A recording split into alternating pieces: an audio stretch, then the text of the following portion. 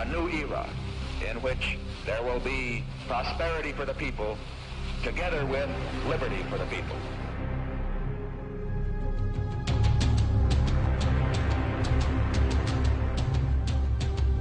The question is, why are we supporting El Salvador? No, the question was, why are we killing priests in El Salvador? The answer is we're not. Now you be quiet. President Cristiani is trying to do a job for democracy, and the left-wing guerrillas must not take over El Salvador.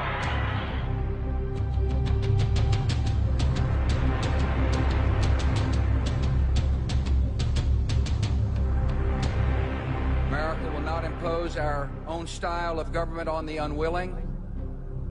Our goal instead is to help others find their own voice, attain their own freedom, and make their own way.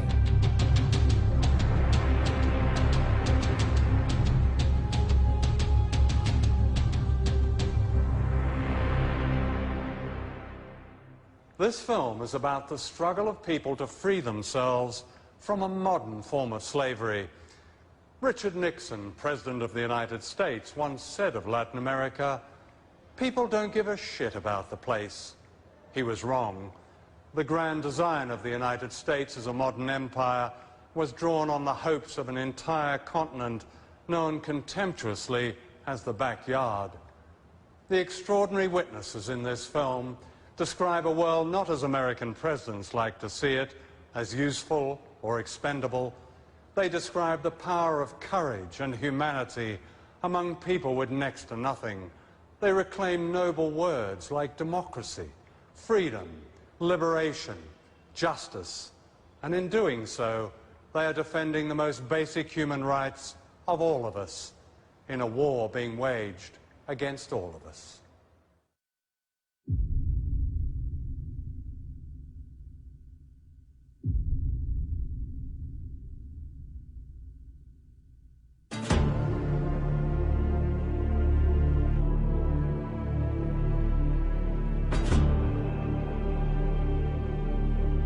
This is Caracas, capital of Venezuela, one of the richest countries in Latin America, thanks to huge deposits of oil.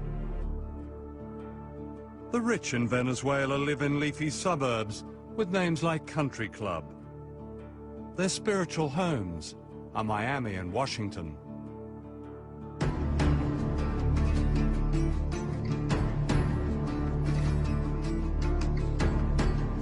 The majority live in what are known as barrios, on hillsides in breeze block houses that defy gravity. In the past, these people have been invisible, excluded from their own society. Today, they display the confidence of those who know an extraordinary change has come to their lives.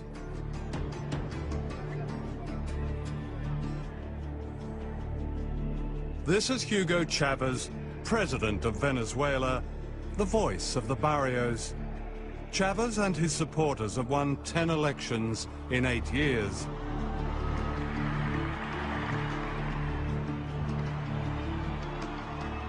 He's the symbol of an awakening of people power, driven by great popular movements that are unique to Latin America. Se acabó el caciquismo de aquellos caudillos adeptos, esa falsa democracia de las élites en Venezuela se acabó. It's no surprise that Chavez, with the help of an aggressive media coverage, has become a hate figure in the United States. Because what he represents is another way, and a threat to American domination.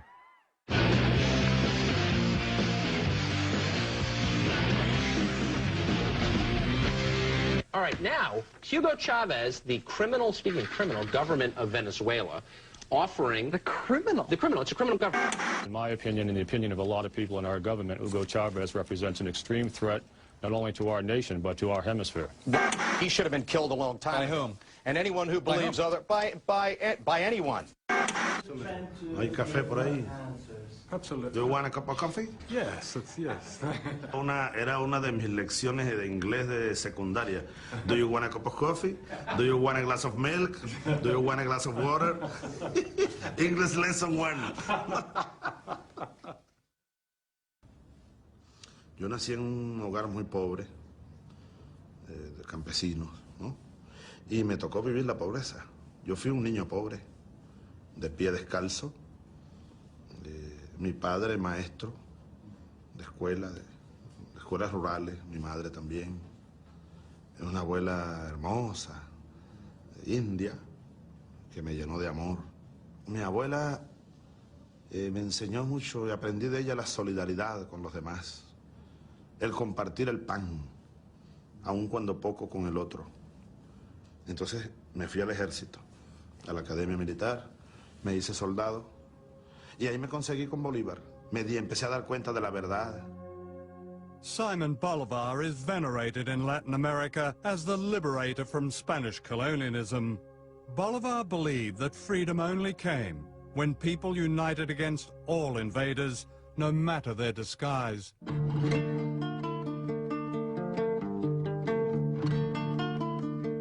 Today, the people of Latin America are again rising up against an empire built on an extreme form of capitalism known as the Washington Consensus.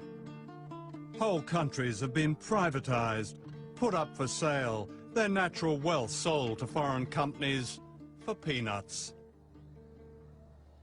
In Venezuela, they've said, no more.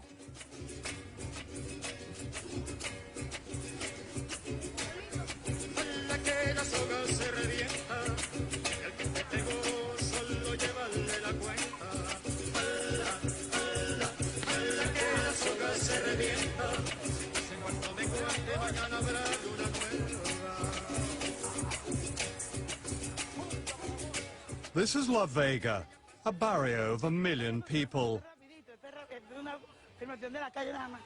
Mariela Machado has lived here most of her life.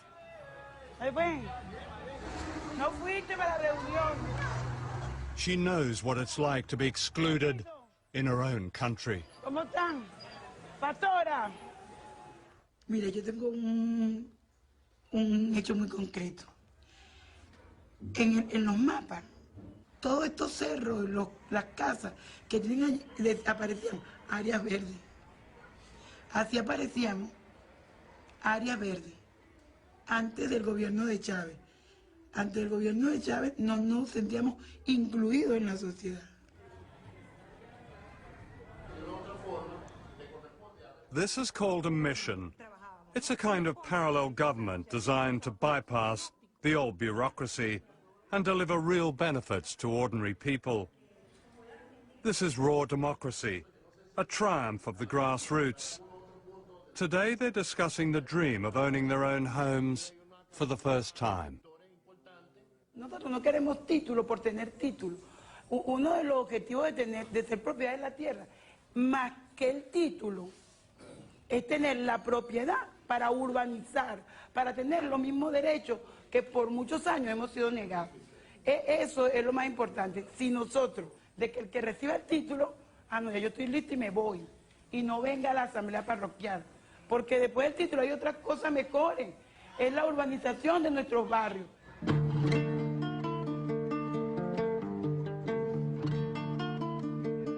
Soon after Chavez was elected in 1999, Venezuelans voted on a constitution, and this little blue book has become a bestseller ever since. This is one of a chain of supermarkets set up in the barrios, funded by the proceeds of oil. Here, prices are kept low, and on the back of every rice and soap powder packet are printed people's rights under the Constitution. Does it really mean something to you to see it there? No, claro, porque yo no sabía lo de que teníamos derechos como cualquier otro, pero, y en este que nos habla en el artículo número 23, ¿verdad? Que nos habla de la política nacional y legislación, mira, todo eso es, esto por lo menos nosotros nos instruye. Democracia, lo dije hace un rato, delante de nuestro pueblo.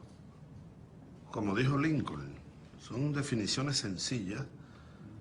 Ahora, lo difícil es llevarlo a la realidad. Aquí estamos llevándolo a la realidad. Gobierno del pueblo, por el pueblo y para el pueblo.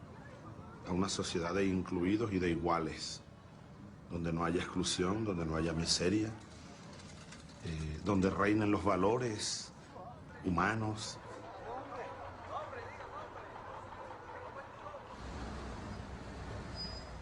For some of his supporters, Chavez has not gone far enough. Familiar obstacles remain from the past, a stifling bureaucracy and widespread corruption. And although poverty has fallen dramatically in recent years, it's far from eradicated. When you drive in from the airport at Caracas, the one thing that shocks a first-time visitor are the barrios, the numbers of poor people. Why is it in Venezuela, which earns so many billions of dollars in oil money, that there still is this poverty in spite of all the changes you've made? ¿Que los pobres de Venezuela siguen siendo pobres? Sí. Yo siempre les digo, no queremos ser ricos. Nuestro objetivo no es la riqueza material. Es vivir dignamente, claro, salir de la pobreza y salir de la miseria sobre todo. Y vivir dignamente, ese es el objetivo. No convertirnos en millonarios, el American Way of Life, no, eso es una imbecilidad. Eso te lo digo un poco porque el tema de la pobreza es un tema al que somos muy sensibles y es el que nos lleva la mayor parte de nuestra lucha de todos los días.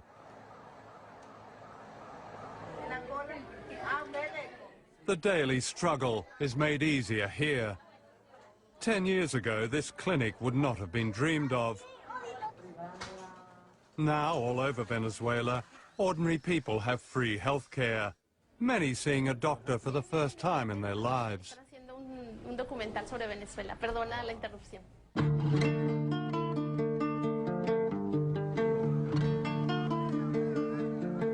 For the first time, children of the poorest have a full day at school and at least one hot meal a day.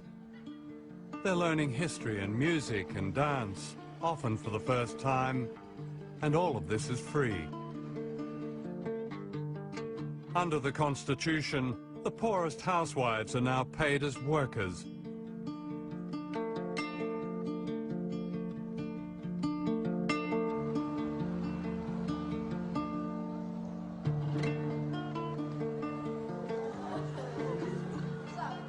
Desde el mismo nivel y vamos todos, nos preocupamos del compañero que... There is now close to full literacy, thanks to classes like this, catering to those like Mavis Mendez, aged 95, now reading and writing for the first time. Significa mucho para nosotros. Yo lo único que lamento es que no esté más joven para seguir aprendiendo mucho más. Porque nunca habíamos tenido un gobierno que se preocupara por la gente pobre, pues. O que nos enseñaran a leer, a escribir, nada de eso. Pienso que nunca es tarde para superarse uno.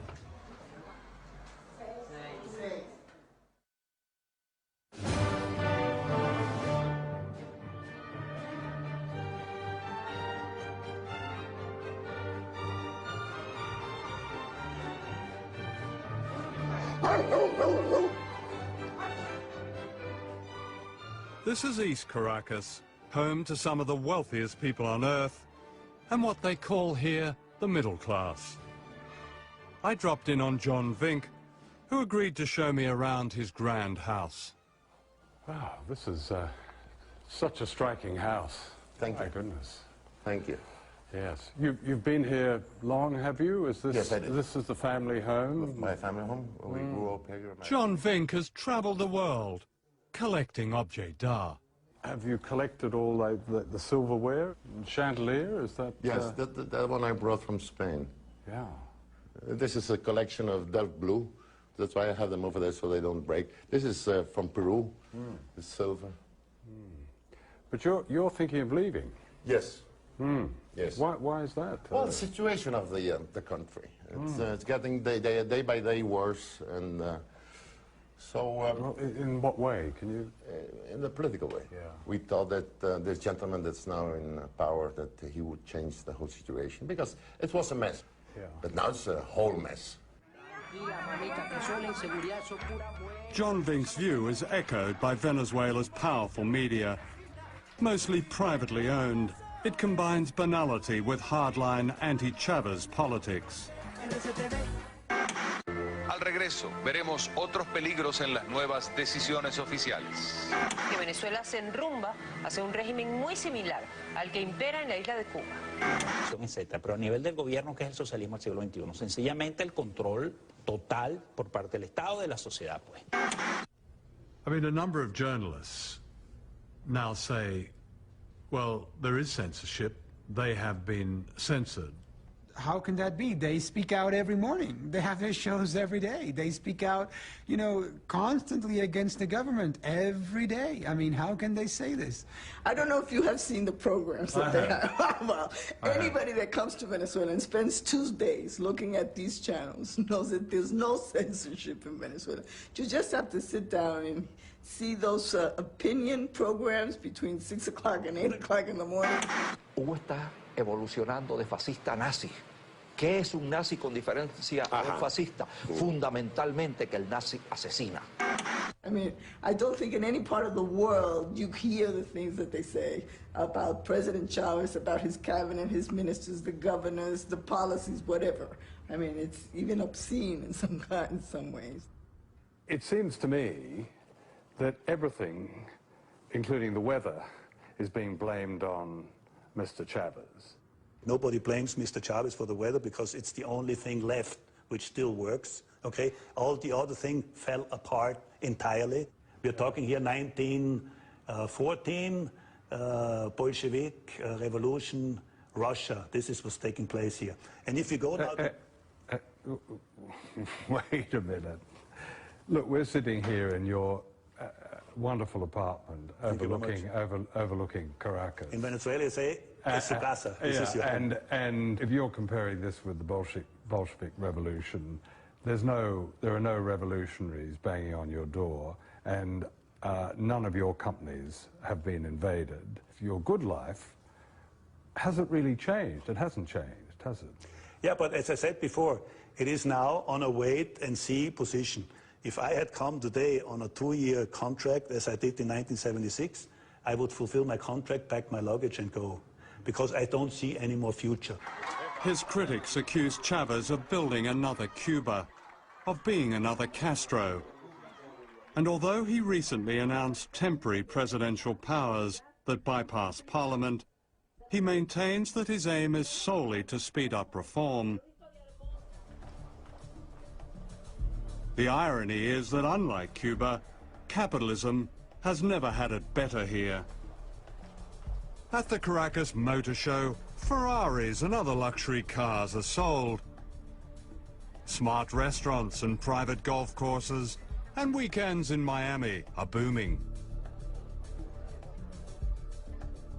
What this class has lost is political power over a huge oil economy. I think Venezuela, because it is an oil economy, its middle and upper classes are very much biased towards the U.S. and the American way of life. In a way, they think they are cosmopolitan. They don't feel that they are from this country or that country. They belong to the world. They belong to this kind of privileged people of the world. Miami? Miami, New York, Paris. We adore Miami. Miami is our second home. We discovered Miami because Miami formerly was, it was a village. And we were so rich, we went to Miami and we bought houses, apartments, bungalows, boats, cars, everything we bought in Miami. We were the owners of Miami. And so we are very US-minded. In the old Venezuela, the United States played the part of a mafia godfather. The deal was simple. For supplying endless cheap oil, the Venezuelan rich kept a large slice of the profits. The election of Hugo Chavez ended the deal. Obviously, Venezuela is important because they're the third largest supplier of petroleum. I would say that Mr. Chavez, and the State Department may say this, probably doesn't have the interests of the United States at heart. We have been concerned with some of the actions of Venezuelan President Chavez and his understanding of what a democratic system is all about. Te digo que tratamos aquí de evitar el choque con el imperio, pero era inevitable. Yo fui a Casablanca, le di la mano a Clinton, hasta por teléfono. How are you, Mr. Clinton? How are you, Mr. Chavez? Es decir, nosotros aquí tratamos lo imposible. Hacer una revolución sin chocar con el imperio, imposible.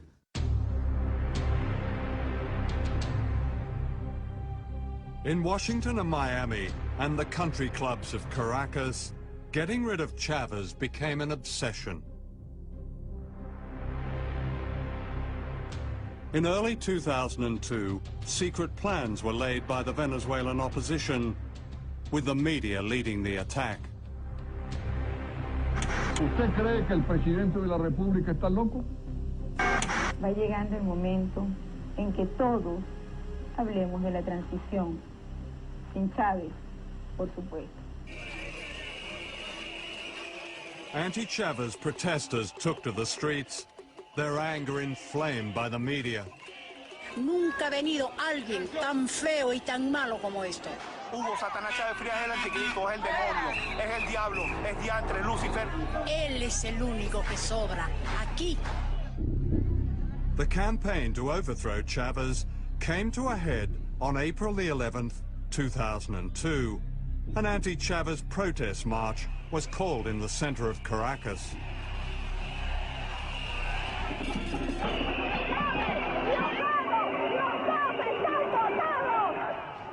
What they didn't know was that there were two marches that day. The other one was led by Chavez supporters outside the presidential palace, known as Miraflores.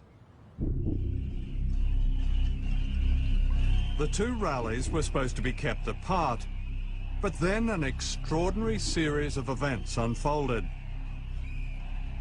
Without warning, the opposition marchers were redirected to the presidential palace by one of the organizers.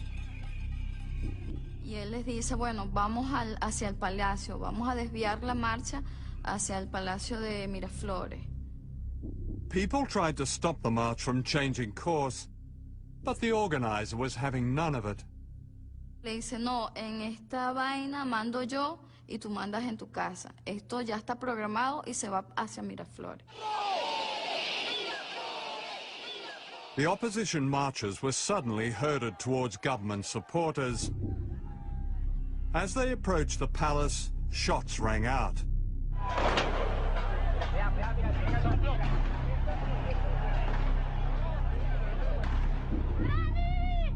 They were being fired upon by snipers, who shot them one by one, many with a bullet to the head.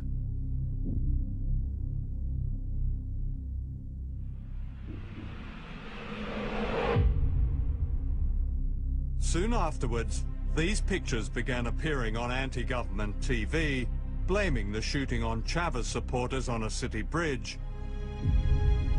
Disparaban y apuntando y descargando las armas automáticas. Bueno, eso queda para la historia, pero gracias a Dios que hay estas evidencias. Y apuntando a la gente que pacíficamente estaba ahí abajo. Esto es una salvajada sin nombre. Eso es lo que llaman revolución. However, as this camera angle reveals, there were no opposition marchers on the street below the bridge.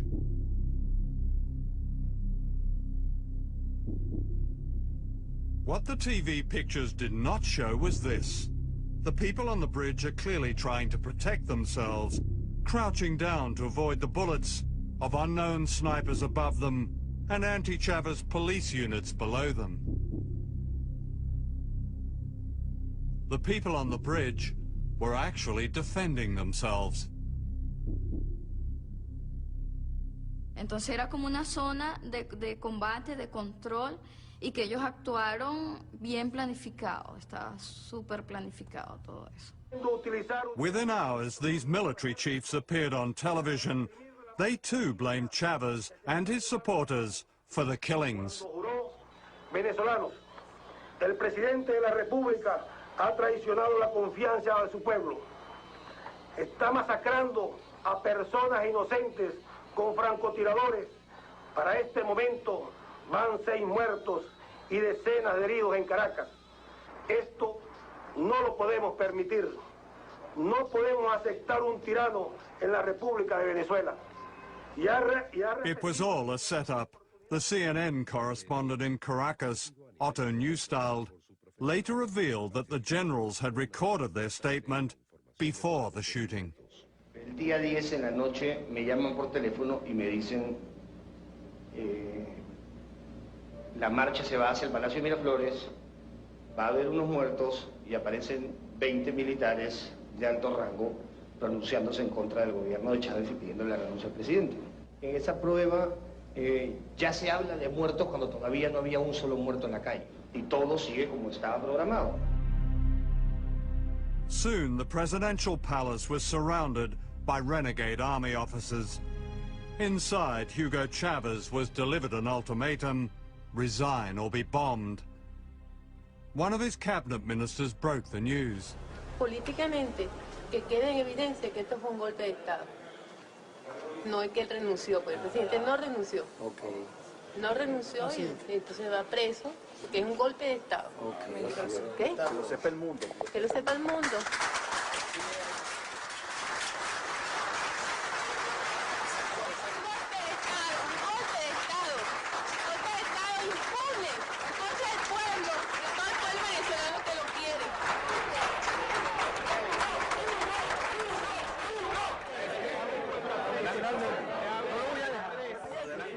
The plotters announced that Chavez had resigned.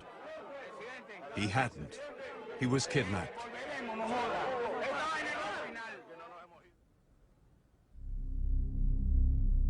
The following morning, an unelected dictator was sworn in. He was a leading businessman called Pedro Carmona.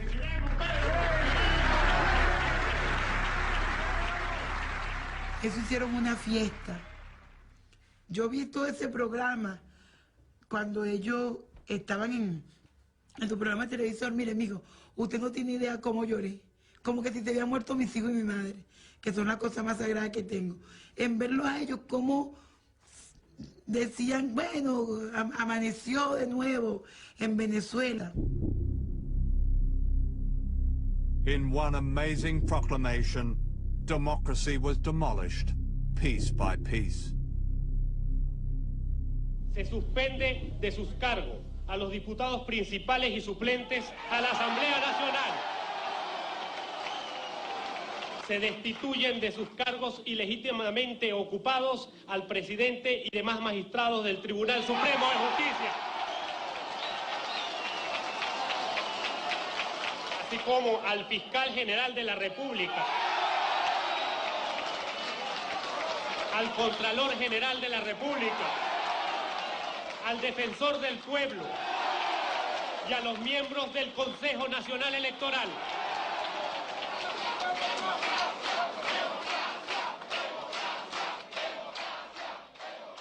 Usted no tiene idea de lo que ese decreto nos hizo. Fue tan fuerte la cuestión, lo que nosotros vivimos en ese momento, porque ya no veíamos al pasado, a la represión, a la lucha por todo. In the United States, the broadcast media carried the same pictures and the same story used to justify the coup. The Bush administration made it clear it is happy with the change in leadership in the country responsible for 15% of America's oil imports. Anthony Mason has our report. In the end, this is what triggered the overthrow of Hugo Chavez. Armed gangs loyal to the Venezuelan president firing on thousands of anti-government protesters. After 16 people were killed and hundreds wounded, last night soldiers surrounded the presidential palace. At the White House, the spokesman of President Bush rubber-stamped the story. Let me share with you the administration's thoughts about what's taking place in Venezuela. We know that the action encouraged by the Chavez government provoked this crisis. The Chavez government suppressed peaceful demonstrations, fired on unarmed, peaceful protesters, resulting in 10 killed and 100 wounded. That is what took place, and a transitional civilian government has been installed. Back in Venezuela, 3 years of modest democratic reform had been overturned. Afortunadamente tenemos una gran arma, que son los medios de comunicación. Si ustedes, el pueblo venezolano vio hoy, el ejército ni la Fuerza Armada hizo un disparo. Todo esto fue nuestras armas fueron los medios de comunicación. The plotters and their friends had everything to celebrate, or so they thought.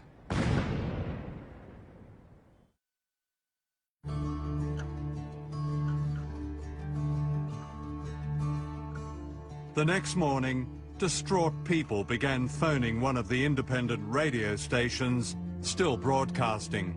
Que tanto nos ha costado a los venezolanos.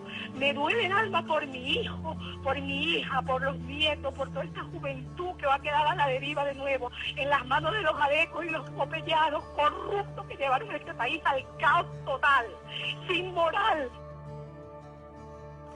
Se fue la esperanza de un pueblo, se fue la Constitución, se fue la democracia, se fue la esperanza de los niños. But hope had not gone. The truth began to emerge that the resignation of Hugo Chavez had been faked. His wife, Maria, confirmed this in a call to the radio station. Me dijo, aún después de muerto, quiero que logres que los organismos internacionales le hagan una prueba de grafología a esa firma, si es que existe, porque yo nunca firmé eso. And the people in the barrios started to fight back. Down from the shanties they came to rescue their president. The farther you take my rights away, the faster I will run.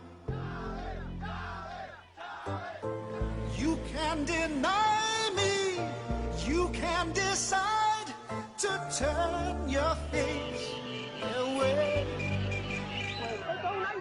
Queremos a Chávez. Chávez es el presidente de Venezuela y el pueblo lo ama y lo vamos a defender. No matter, 'cause there's something inside so strong. I know that I can make it, though you're doing me wrong, so wrong. You thought that my pride was gone. Oh no, something inside so strong. Hundreds of thousands surrounded the palace, demanding the return of Chavez. Faced by such people power, the army turned. Es que, desde el punto de vista militar, toda la Fuerza Armada, el 98% de la Fuerza Armada en todo el país, ha reafirmado, ha reiterado su lealtad a la Constitución vigente en Venezuela, a la Constitución de la República Bolivariana de Venezuela.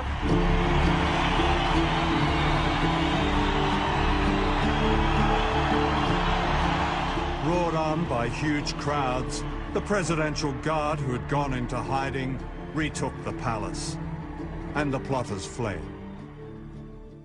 Los muchachos, los policías militares que estaban dentro de Miraflores, empezaron a levantar la bandera. Eso también nos dio más fuerza todavía a que no estábamos solos. Y ahí nos quedamos hasta que empezó a venir un helicóptero. Venía un helicóptero a medianoche que llegó a Miraflores y ahí sabíamos que venía Chávez. Eso fueron una hora de gloria para nosotros en vez que llegaba.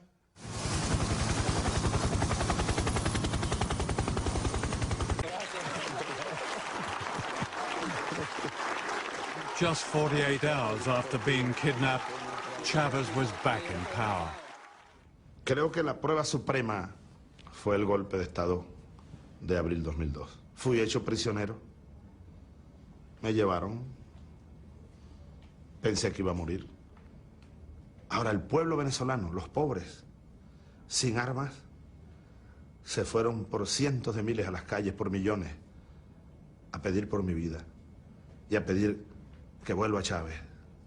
Entonces a mí no me queda más nada, después de eso sobre todo, que dedicarle todo lo que me quede de vida a ese pueblo, sobre todo a los más necesitados, sobre todo a los más pobres. As ordinary Venezuelans celebrated the defense of their democracy, some of the leading plotters fled to Miami, and within days it was clear that Washington had cast its shadow over the failed coup. The Bush administration had gone along with the lies of the plotters. We know that the action encouraged by the Chavez government provoked this crisis. As these CIA documents show, it was fully warned and knew all about their conspiracy.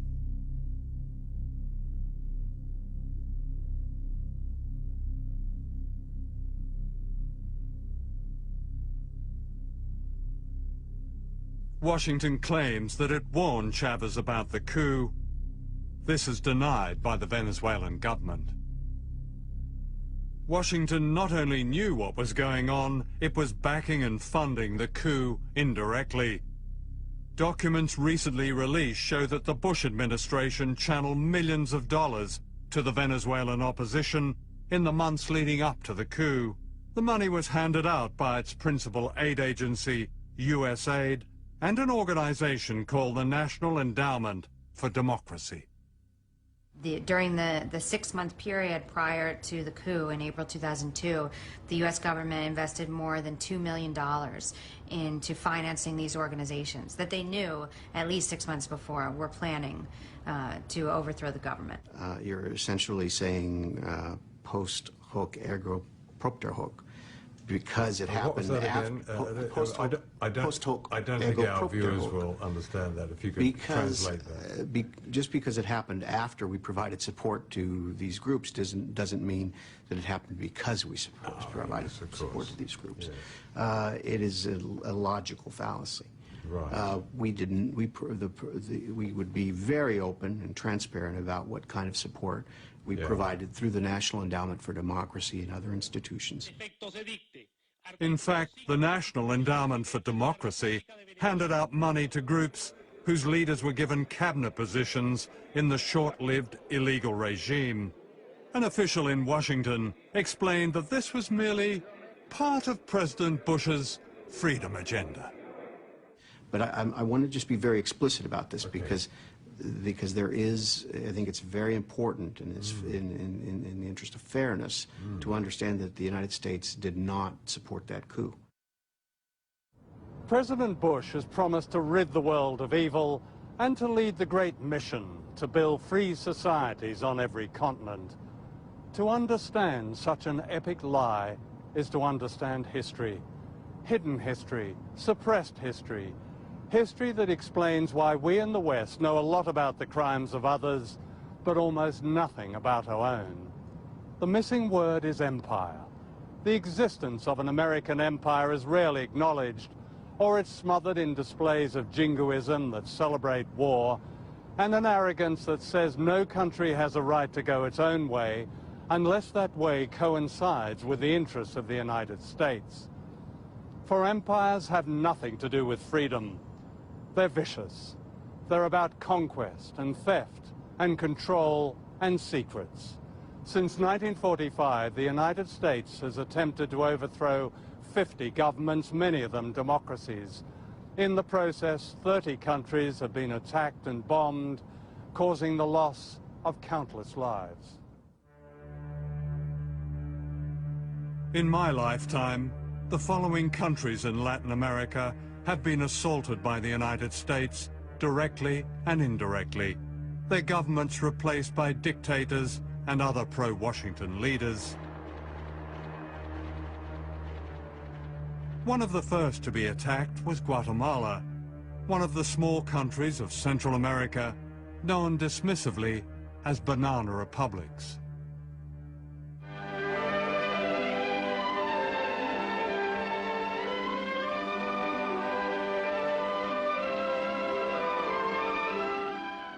This is Guatemala City as seen from the air. People who live in the city dress very much like the people in our own southern states. There are many churches and people go to church regularly. They speak Spanish, of course, as most of them are of Spanish descent. In fact, most of the people of Guatemala are not of Spanish descent. They're indigenous Mayan people and very poor. In the 1950s, 2% of the population of Guatemala controlled the natural wealth in collusion with giant US corporations like the United Fruit Company, which dominated banana growing. On the board of United Fruit was John Foster Dulles, who happened to be US Secretary of State. His brother Alan happened to run the CIA. Both were Christian fundamentalists who regarded any opposition as the work of communism and the devil.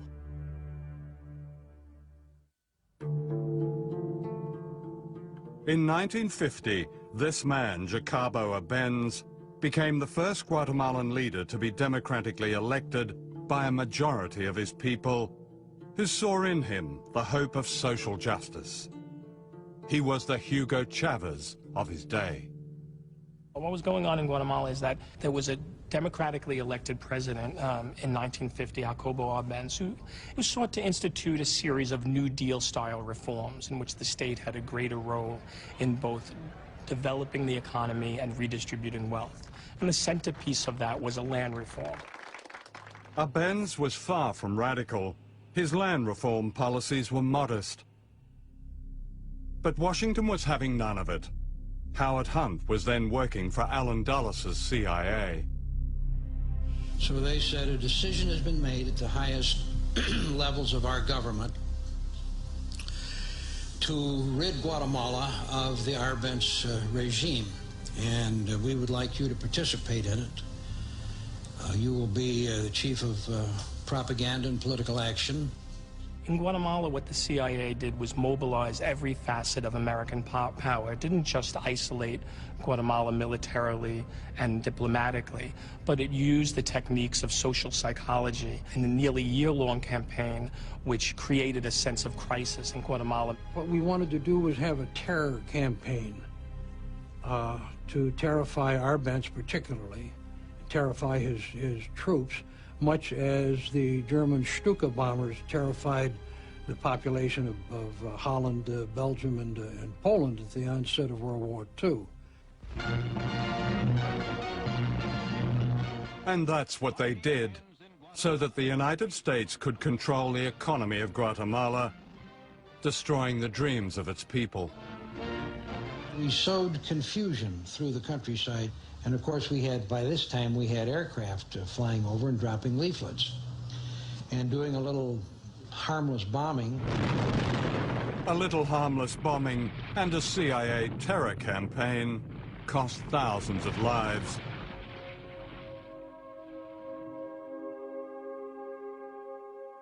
Arbenz, the Democrat now branded a communist, was humiliated, stripped naked, and photographed before being forced into exile. Richard Nixon, then Vice President of the United States, flew in to congratulate the new dictators. That Guatemala is going to enter a new era in which there will be prosperity for the people together with liberty for the people. General Rios Montt was to be one of Washington's faces of liberty. During his time as president in the 1980s, thousands of people were murdered by death squads, most of them indigenous men, women, and children. His guns and helicopters came from the United States. President Reagan flew in to warmly endorse the general, whom he described as a man of great personal integrity. In the CIA, we didn't give a hoot about democracy. I mean, it was fine if a government was elected and would cooperate with us, but if it didn't, then democracy didn't mean a thing to us. And I don't think it means a thing today. The crushing of Guatemala was Washington's blueprint. 4 years later, Cuba, just 90 miles from Florida, threw down the first direct challenge, ending Cuba's humiliation as a North American colony, a playpen for drug barons and the mafia. Se han encontrado con que la revolución revolución cubana sabe también pelear y ganar batallas en ese campo. Washington would never forgive Fidel Castro.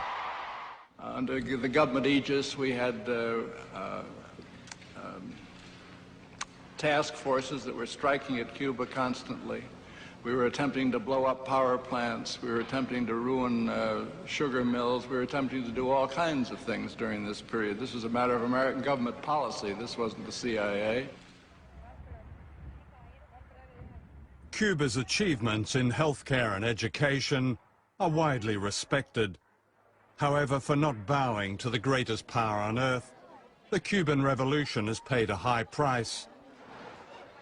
A 45-year economic war waged by the United States and the loss of vital democratic freedoms. How dare you, 90 miles from my country, last 45 years with a different form of government? How dare you haven't allowed American corporations to buy you out? How dare you continue this arrogance that says that you will never succumb to us? Don't you know who we are? Don't you know who these corporations are? Don't you know your life would be better if you could drink Coca-Cola every day? What justified the attacks on Cuba and other Latin American countries was the so-called Red Menace. We all know the atomic bomb is very dangerous. Since it may be used against us, we must get ready for it. First, you duck, and then you cover. And very tightly, you cover the back of your neck and your face. Propaganda like this excused every American invasion, every toppling of a government, every assassination, every act of terrorism. The real threat was an orchestrated paranoia in the United States that became a super cult called anti-communism. The true goal of the United States government is control. And they feel that if the United States did not control the governments of Latin America, then somebody else would. And the principle of government by the people, for the people, of the people, that is that's just silly.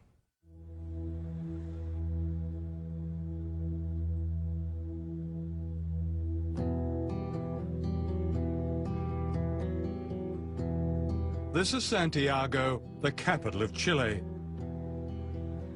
In 1973, the National Stadium was turned into a concentration camp as a military coup, backed by the United States, overthrew the democratically elected government of Salvador Allende. The leader of the coup was a fascist, General Augusto Pinochet, who rounded up Allende's supporters and brought them here. A young medical student, Roberto Navarrete, was one of them. These changing rooms were used as what when you were imprisoned here? They were used as places where people were kept inside here, 50 or more. You can see that there was actually no room to move around here. Even all these places were full of people sleeping here, and there were no blankets or anything. Even some people actually slept here. There was very little room. When they started to torture you all, yeah, what did they do to you then? The techniques they used were beating you, especially in sort of places where it could become very painful, with a rubber truncheon, and especially the genitals and the soles of the feet, and, you know, the arms and various places.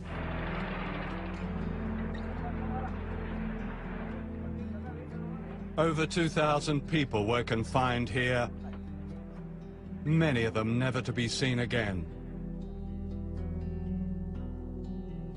Victor Jara was Chile's greatest balladeer. His songs had celebrated the popular democracy of the government of Salvador Allende. He was taken to the stadium, where he was a source of strength for his fellow prisoners, singing for them until soldiers beat him to the ground and smashed his hands. In his last poem, smuggled out of the stadium, he wrote, "What horror the face of fascism creates. They carry out their plans with knife-like precision. For them, blood equals medals. How hard it is to sing when I must sing of horror, in which silence and screams are the end of my song." After 2 days, they killed him. How old were you? I was 18. 18? Yeah. Oh. Does the fear that you experienced then, is that something that imprints itself on the rest of your life? Yes, but we felt it was part of what we were trying to build in this country. What they were trying to build was a just, equitable democracy that took control of Chile's economy from the United States and its proxies. For the invisible people of Latin America, Chile under Allende became an inspiration. In Washington, President Nixon secretly plotted to destroy the Chilean economy. "We're going to make the economy scream," said Nixon. In Santiago, General Pinochet, America's man, sent in his British-made bombers against the presidential palace. It was September the 11th, 1973, a date that held an infamy and irony 28 years later. My wife and our children were at the house, and they had a marvelous view of these planes winging over and then dipping down and sending their bombs into the moneda.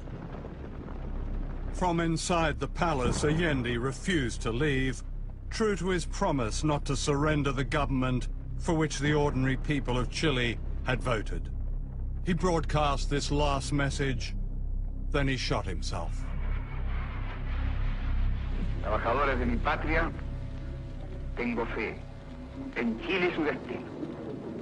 Sigan ustedes sabiendo que mucho más temprano que tarde, de nuevo, abrirán las grandes alamedas por donde pase el hombre libre para construir una sociedad mejor. ¡Viva Chile! ¡Viva el pueblo! ¡Vivan los trabajadores!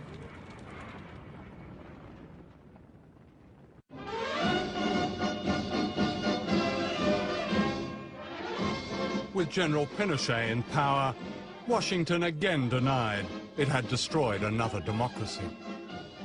We had no contact with any of the people that carried out the military coup, and therefore the coup that overthrew Allende was done without contact with the United States.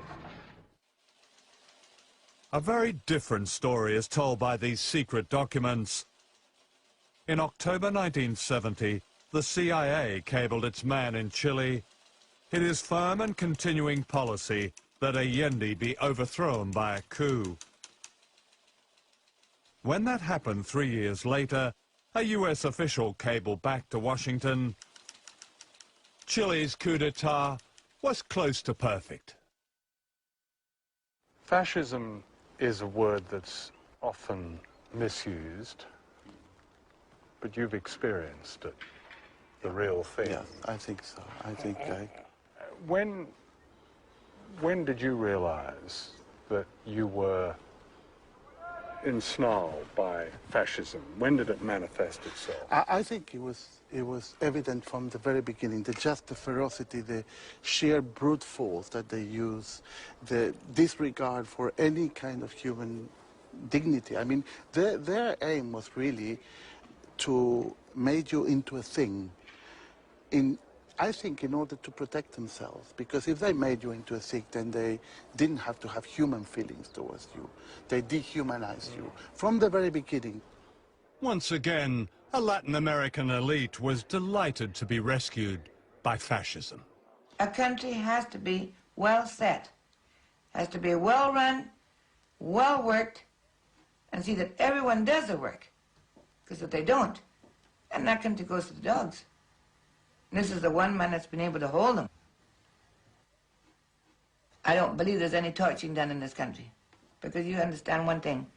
Why torture somebody when you can shoot them?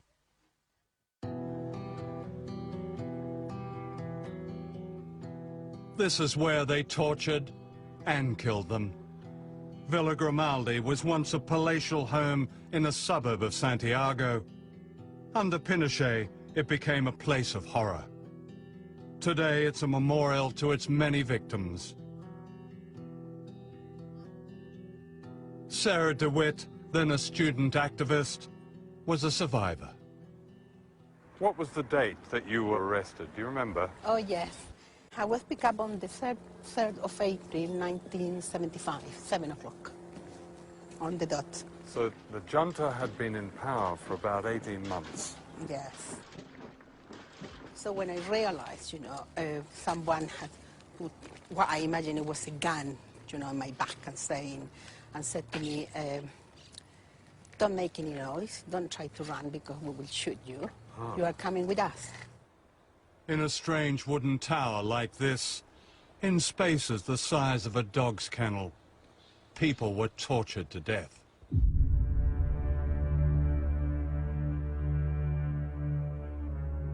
They took me to this room. You know, they were punching me, hitting me, grabbing my nipples, telling me that I was a whore. So they asked me to take off my clothes, and they tied me up. And then they started giving me electricity. Now, the electricity was all the time inside my vagina, in my breast, and then it was going round, you know, round my body, my legs, my arms. And, well, they did that, you know. They would stop asking me questions, you know, and then touching me everywhere, and shouting, abusing. And then they would go, they continue with electricity.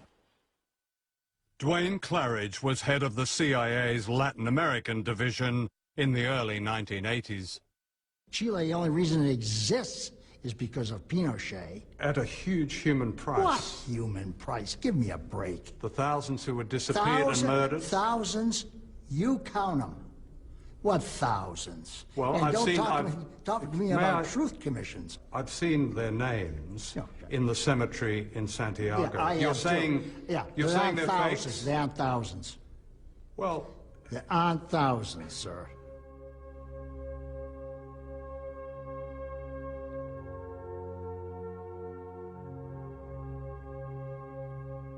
There are thousands, each name documented by human rights organizations, some of them remembered here on the memorial wall at Villa Grimaldi.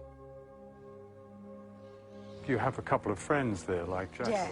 Yes, I have friends, mainly people from my training. You know, there is a girl there, Jacqueline Drugy, another one, Cecilia Labrin. She was pregnant, Cecilia, 3 months pregnant when they took her. They took another woman, Elizabeth Recas. She was 7 months pregnant. She went missing as well. Doesn't bear thinking about, does it? No, because sometimes, you know, I think about what were they feeling, you know, when they were being killed, and why, you know, and, well, sometimes I think too much and I start feeling, you know, like the pain. What do you feel when you are being killed? And in such a way that I find it, well, I find frightening, really. Yeah. Because you wish, you know, that you could have done something for them. It's such the isolation. You must feel totally, I don't know, what do you think, really? Alone. Yeah, very, very much alone.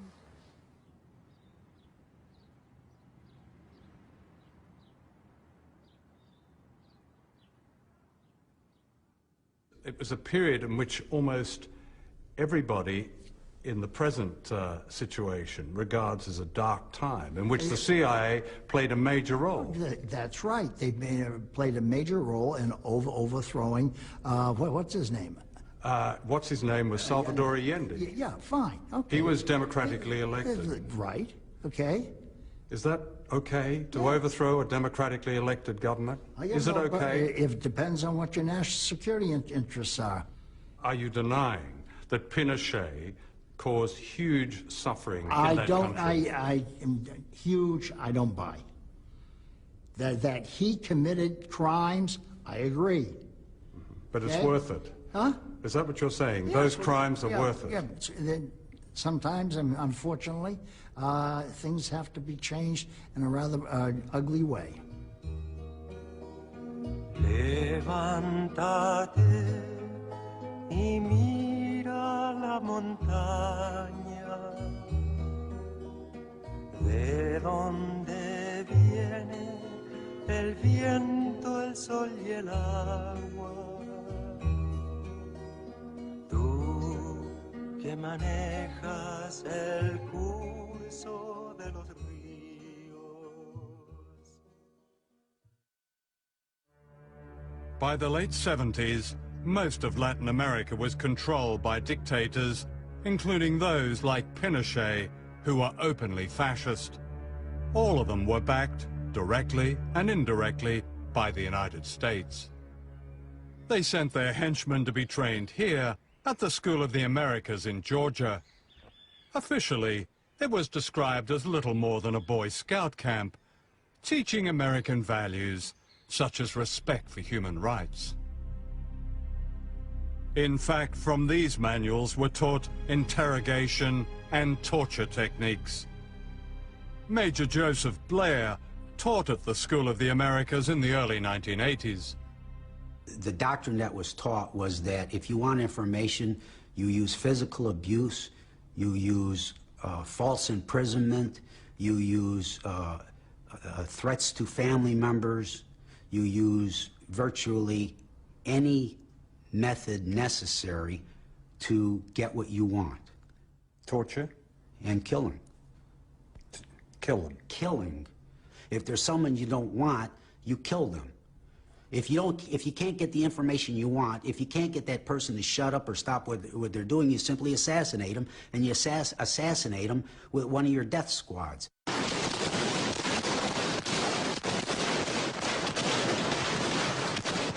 This is a death squad in action in El Salvador.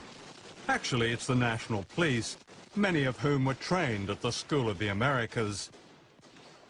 Here on the steps of San Salvador Cathedral, they're gunning down mourners attending the funeral of Archbishop Romero, who was murdered as he said Mass on March the 23rd, 1980. This man, Robert D'Aubusson, gave the order to kill the Archbishop. Major D'Aubusson was Washington's dirty secret in El Salvador. He was trained at the School of the Americas. According to the Truth Commission and a whole swathe of human... Well, come on, John. This is where we're going. You're wasting my time. That's all bullshit. Those people all had agendas. So it was bullshit that the Salvadorian military were murdering tens of thousands of people. I bet you can't count more than 200 in the whole 10 or 12 years. We can count 200 in this one village alone. They were mostly women and children, systematically murdered in just one day and night in December 1981 in the village of El Mazote. The killers belonged to a special battalion of the El Salvador Army, trained by the United States. There were few survivors. Dijo que las mujeres se abrazaban llorando y gritando que no las mataran. Yo por estar peleando por mis hijos, no los quería dar, no los quería dejar yo, decía que me moriría con ellos. Pero me los quitaron de mis brazos. Cuando se oía que estaban matando a los niños por la noche, se oían los gritos de los niños y les gritaban a sus mamás y a sus papás. You're taking the stuff from these propaganda mills. And I'm not interested. What are the propaganda mills? All these things, this truth thing and all of that, they're nothing but propaganda mills. Do you really think I didn't know so. Are they all conning us, lying us? Yeah, Amnesty International? Amnesty International's right in the middle of it. During the 1980s, the years of Ronald Reagan in the White House, a trail of carnage and grief was blazed across Central America. I reported America's war against Nicaragua, which had the temerity to overthrow a Washington-backed dictator, Somoza. The CIA attacked Nicaragua with death squads known as the Contra. Why did Washington attack such tiny countries? Because the weaker they are, the greater the threat. People who can free themselves against all the odds are sure to inspire others. What right have you, when I mean you, the CIA, the United States government, or any foreign power, what right do you have to do what you do in other countries? What National right? security interests. But that's a divine right, isn't it? Because the people that you do it to have no say in this. Yeah, well, that's just tough. We are going to protect ourselves, and we're going to go on protecting ourselves because we end up protecting all of you. And let's not forget that. Right, no, I won't. We'll intervene whenever we decide it's in our national security interest to intervene. And if you don't like it, lump it. Get used to it, world. We're not going to put up with nonsense. And if our interests are threatened, we're going to do it. In Guatemala, the United Nations described the Washington-backed campaign against the Mayan people as genocide. An American Roman Catholic nun, Sister Diana Ortiz, experienced this at first hand as a missionary. In 1989, after speaking out about the brutal treatment of the indigenous people, she was kidnapped. In 1989, November 2nd, I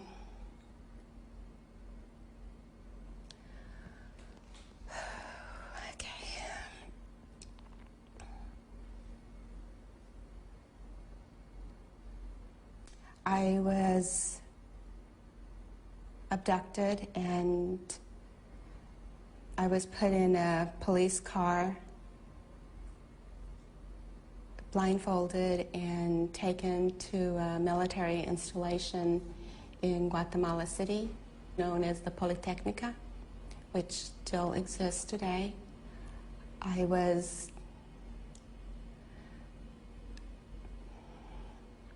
taken to a basement, and I still remember to this day, upon entering the building, the clandestine prison,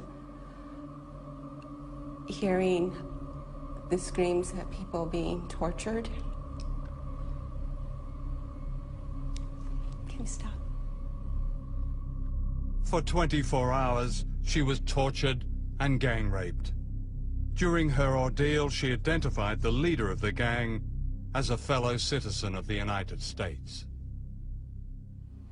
I came out a totally different person,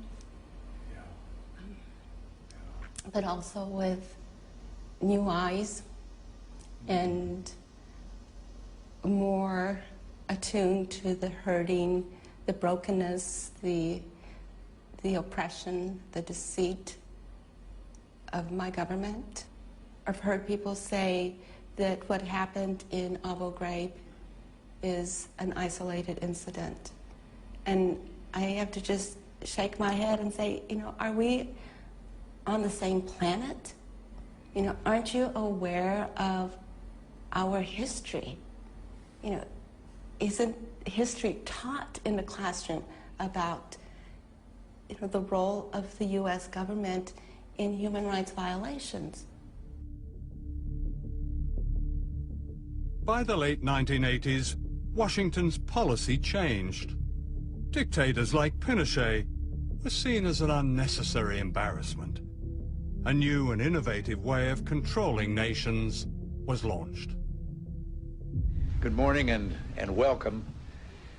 It's good to have you all here to help celebrate the launching of a program with a vision and a noble purpose. The National Endowment for Democracy is, just as we've been told, more than bipartisan. The establishment of the National Endowment goes right to the heart of America's faith in democratic ideals and institutions. It offers hope to people everywhere.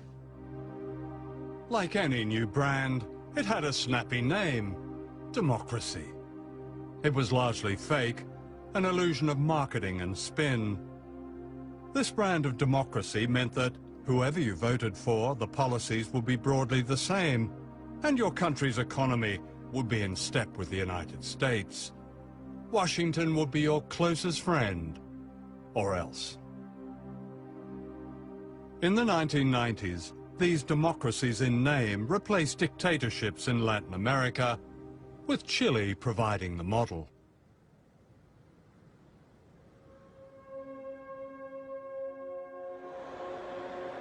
This is the commercial center of Santiago, Chile.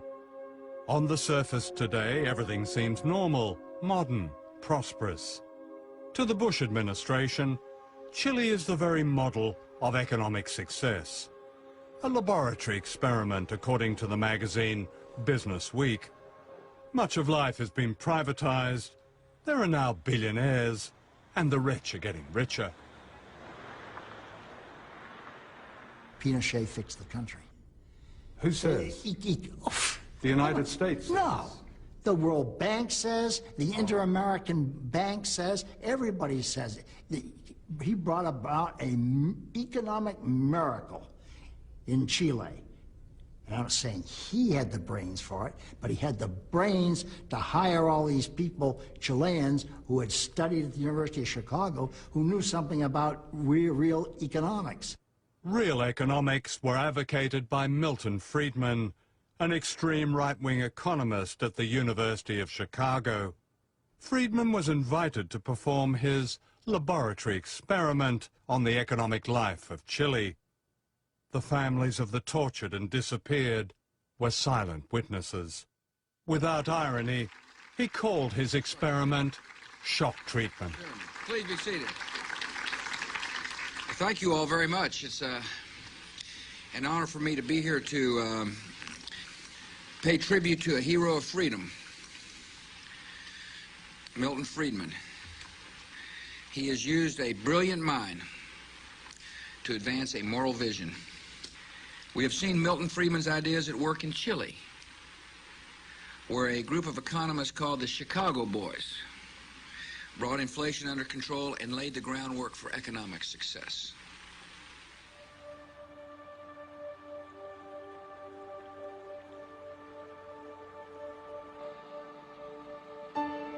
This is the other side of the economic miracle. Chile today is a deeply unequal society.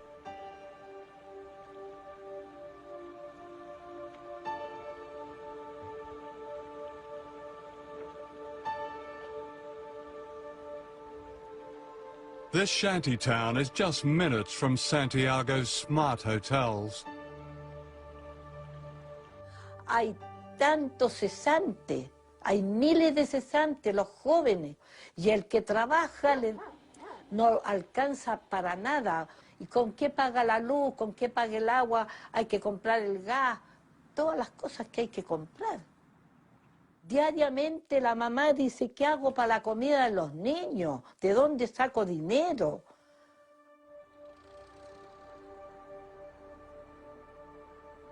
We found this couple living and freezing in the shantytown. They're homeless and have a week-old baby. Si usted puede describir un poco cómo es vivir en estas condiciones. Para empezar, el frío en la noche. Difícil. El frío en la noche es súper difícil. Por mi guagua tuvimos que prender la cocina. ¿Cuánta gente en Chile vive de esta manera? En realidad, yo creo que mucha gente. Y en peores condiciones que nosotros. Pero hay gente que no simplemente no recibe ayuda porque no nomás, porque no hay ayuda para... ¿A dónde se van a ir entonces? A la calle. Vamos a dormir en la calle otra vez. Pues, ya hemos dormido en la calle. En el extranjero, en Europa y en Estados Unidos y en otros lugares se dice que Chile tiene una reputación como un país rico, acomodado. Sí. ¿Qué es lo que ustedes dicen a eso? Sí, yo creo que puede sí. ser, es verdad, pero para la gente que... Pero eso es para la gente que tiene, no para nosotros. Chile is a democracy now. in theory. A complicated voting system splits the vote and discourages real reform. It's a product of General Pinochet, based on a constitution that's also a product of Pinochet. The general may be dead, but the power of the military remains.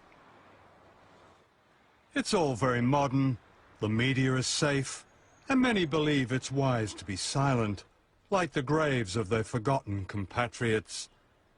It's Washington's ideal democracy. La dictadura tuvo un gran éxito en Chile desde el punto de vista de que estableció un modelo político, económico y social que todavía permanece hasta el día de hoy, porque en esencia no se ha cambiado la Constitución que impuso la dictadura en 1980.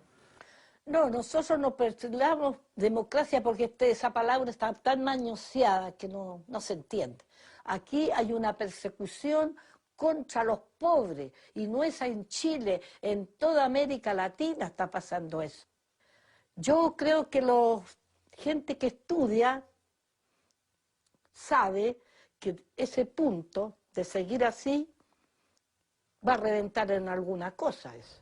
Yo pienso que el pueblo va a despertar y va a decir, basta, ¿hasta cuándo?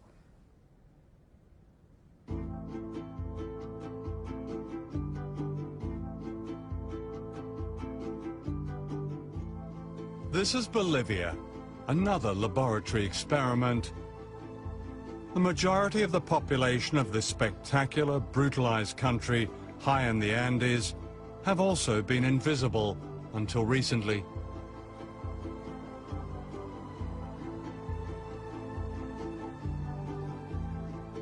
The indigenous people, the Aymara and Quechua, carry memories of a culture and civilization and wealth long before the Spanish arrived 500 years ago.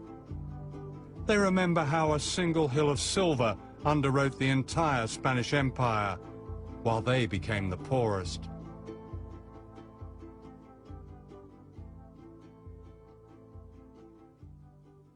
This is the National Congress of Bolivia. Until recently, the faces here were almost all white, the descendants of a tiny Spanish elite which plundered the nation's riches and reduced the indigenous majority to serfdom. It was a pattern of control repeated all over Latin America. The pattern has been broken in Bolivia with the rise of social justice movements of a kind never seen before, and whose democratic home is not Westminster or Washington or any other so-called model, but in the streets, the mines, the barrios, the fields. Governments that defy this popular power, this true democracy, do so at their own peril.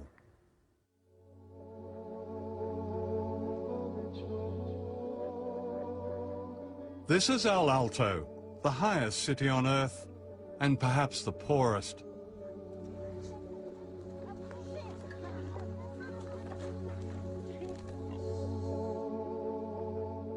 The occupants of this cemetery on the roof of the world are mainly children.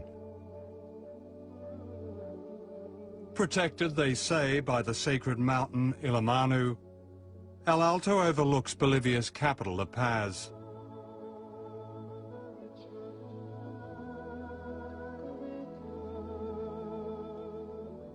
Juan Delfin, a priest and a taxi driver, has lived here for most of his life. Esta es una zona Villa Ingenio, cementerio general de Villa Ingenio, de la zona norte, de la ciudad del Alto. Y aquí hay una triste amargura. Hay de todo tipo que están nuestros hermanos, nuestros niños, nuestras hijas, nuestros abuelos y abuelas muertos que están simplemente enterrados. Vemos lo que está, ¿no? Hay incluso una familia, se envenenó toda la familia por falta de trabajo, por falta de economía. Primero el esposo lo envenenó a su esposa, a sus hijos, y él también se envenenó. Hay casos que hemos visto así. When I first came to Bolivia in the 1960s, El Alto barely existed. The million people living here are peasants run off their land, and miners made redundant by policies similar to those imposed in Chile. Infrastructure that didn't make a quick buck was privatized. The message was clear: sell it, strip it, or scrap it. The indigenous people were scrapped. ¿Por qué? Nos preguntamos. Si yo era rico, si soy boliviano rico y nacido, pero ¿por qué estoy pidiendo la limosna? ¿Por qué? Si teníamos mar por un lado, ¿no? Si teníamos plata, oro, todo teníamos. Entonces, ¿por qué seguimos sufriendo? And yet the people here have held together. Their sense of identity, their community.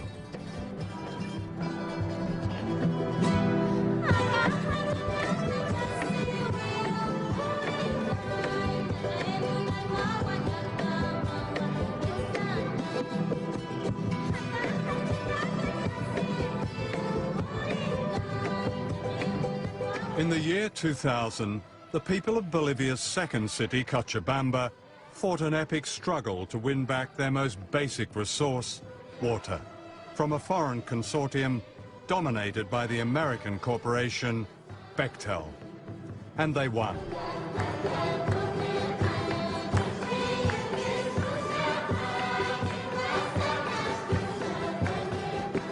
Three years later, in 2003, Bolivia's power brokers were about to get another shock.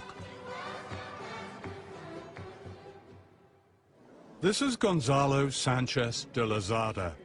Known as Goni, he was brought up in Washington. His English is better than his Spanish.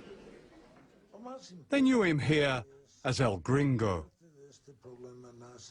Yo lo veía un gordo sentado en una silla de ruedas, que es de oro, ¿no? Y soberbio. Entonces yo pienso que él era soberbio, tal vez por el poder que tenía, ¿no? Que era su riqueza.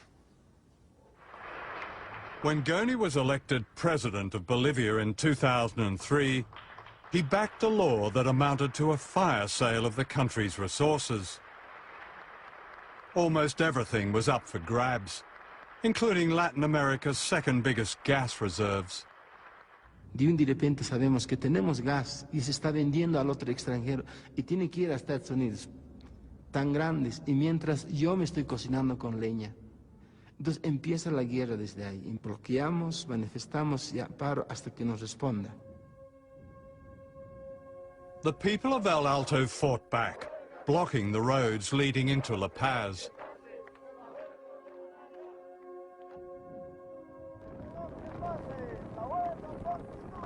Se bloquee, que no se deje, que no vuele una mosca, decían.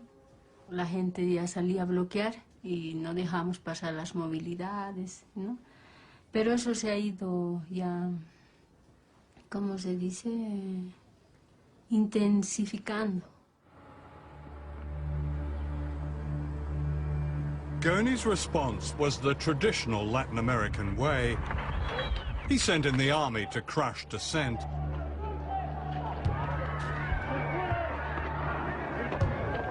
Scores were shot dead.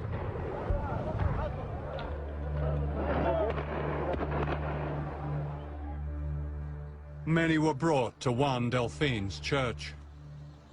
Las mesas han hecho así, y estaba aquí en las mesas, y estaba aquí los cadáveres estaban aquí, entonces, y aquí es lo que incluso a los muertos hasta con clavos le sacaron las balas las sacaron, le tiraron a otro lado, y era triste el ver aquí. Todo esto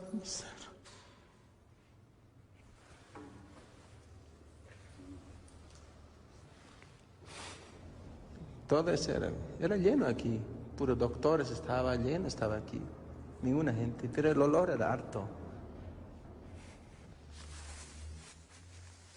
Y como quedaron huérfanos los aguas, lloraban ahí, gritaban ahí, papá, papá, papá. Tens of thousands of people poured down into La Paz, like the people of Venezuela's barrios demanding the return of their president. They demanded their country back. If the rich and powerful of Latin America had a nightmare, this was it. De pronto se sabía que el gobierno iba a renunciar. Peor con eso. Hemos agarrado como si fuera algo, un ánimo para que él se vaya. La meta era eso, para sacarlo a él. Eso era la meta.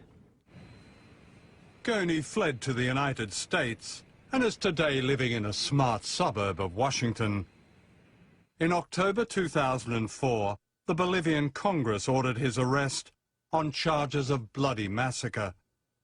George Bush has said, governments that harbor terrorists are as guilty as they are. Pero toda esta oscuridad estamos así. El oscuro que nos ve. Toda la oscuridad. This extraordinary mural was painted by Juan Delfin. It's a cry of freedom from an entire continent. Todo mataron, pero nosotros defendemos este pueblo aymara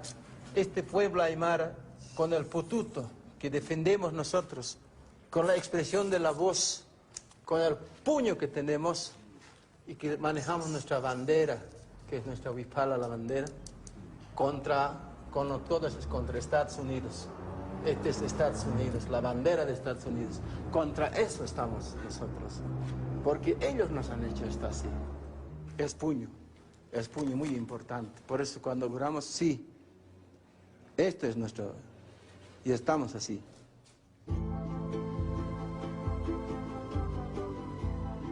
In 2005, the people of Bolivia took an historic step. For the first time ever, an indigenous person was voted president in a landslide. Like Chavez in Venezuela, Evo Morales offered a new democracy and a new beginning. Quisiéramos que todos empecemos a trabajar. Se acabó las fiestas, se acabó la luna de miel, ahora es trabajo permanente para cambiar nuestra Bolivia. Sin duda que está creciendo, se está propagando por todo el continente de América Latina, el Caribe, pero sobre todo en Sudamérica. Yo me la paso recorriendo esta América Latina desde Buenos Aires hasta Brasilia, Montevideo, La Paz. Y por todos lados hay un fervor desatado, hay un fervor. In Latin America, there's now a host of leaders offering new beginnings. Of course, history is crowded with heroes who offer new beginnings. The respectability of great power and its games and deals and plunder always beckon. If these new leaders succumb, their biggest threat may not be from Washington, but from the people on the hillsides. I was born by the river in a little tent. Oh, and just like the river I've been running ever since. It's been a long time coming, but I know a change gonna come. Oh, yes it will. It's been too hard living, but I'm afraid to die. 'Cause I don't know what's up there beyond the sky. It's been a long time coming, but I know a change won't come. Oh, yes it will. El futuro es para mis hijos, para nuestros jóvenes. Y esa lucha no es solamente de Chávez, esa lucha es nuestra. Eso que Chávez abrió, que reconoció nuestras luchas, que nosotros estamos dando con él, lo vamos a seguir dando. La lucha del imperio no es con Chávez, es con nosotros. Llegó la hora del gran despertar. Y creo que Víctor Hugo, terminemos por ahí, yo soy muy victorhuguiano. Víctor Hugo escribió aquello: no hay nada tan poderoso como la idea cuya época ha llegado. El imperio americano llegó a su fin y debe imponerse en el mundo, bueno, el imperio de la ley, de la igualdad, de la justicia, de la fraternidad. Muchas gracias, John. Perfecto. I want Muchas to gracias. see you again. What happened here at the National Stadium in Santiago, Chile, has a special place in the struggle for freedom and democracy throughout Latin America and the world. The vow is never again, and yet it has happened again at Guantanamo Bay and all the other secret places where imperial power, regardless of its democratic pretensions, hides and tortures its perceived enemies. The questions raised in this film are urgent. Are the lives and dreams of the ordinary people of Chile, like the people of Venezuela, like the people of Bolivia, like the people of Nicaragua, like the people of Vietnam and Iraq and Iran and Palestine, expendable, worth only a few seconds on the news if they're lucky? The answer is no. And those who see the world through the eyes of the powerful should be warned. People are rising from the tyranny and oblivion to which we in the West have consigned them. Indeed, their resistance is well underway, as this film has shown.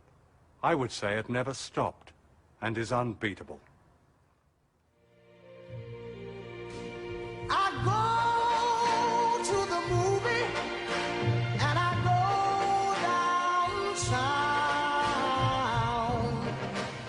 Somebody keep telling me don't hang around. It's been a long time coming, but I know a change gonna come. Oh, yes it will. Then I go to my brother and I say, brother, help me please.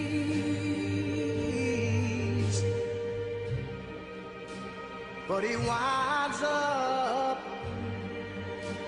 knocking me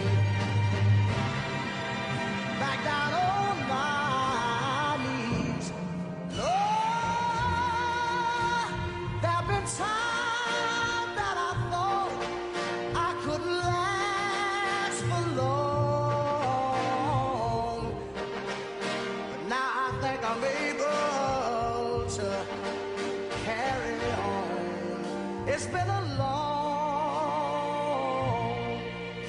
long time coming, but I know